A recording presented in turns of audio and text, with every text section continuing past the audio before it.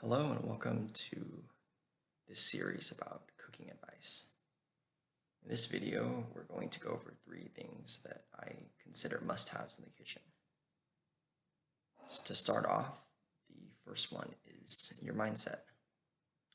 Always cook with a purpose, and remember that cooking is an art. And if you want to improve at it, you need to have an open mind and treat it more as a hobby versus, oh, I gotta put something on the table. And you can do that by starting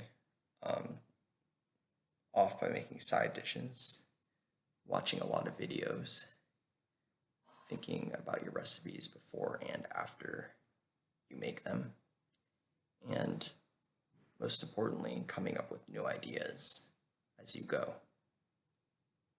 And you will find that if you keep doing this, your cooking will become very relaxing and enjoyable, and almost like to the point where you could do it every day and just, that's what I do in the kitchen. I cook as often as I possibly can, and it's just very relaxing. It gives you a lot of things to do.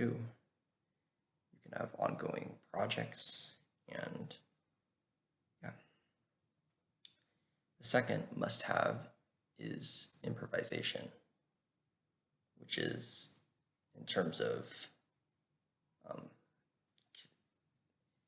the kitchen tools, I guess, or cooking tools, is the most powerful one.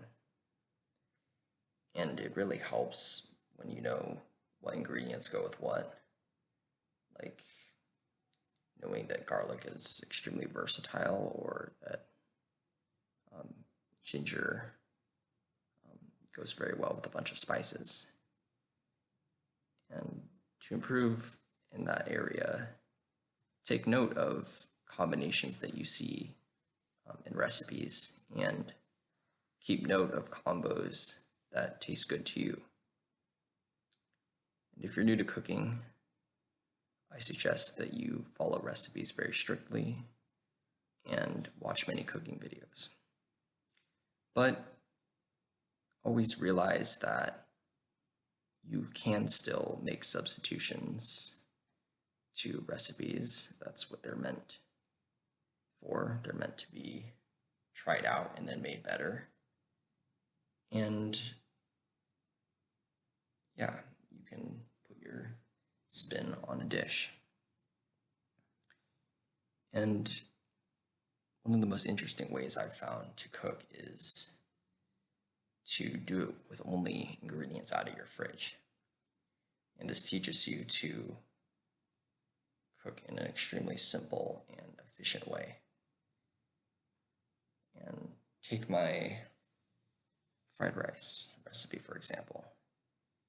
You may not be able to make the exact same dish at home that I did, but you can make something that you like based off of your fridge ingredients, as long as you have the basics, which is rice and an egg and some other vegetables for garnish.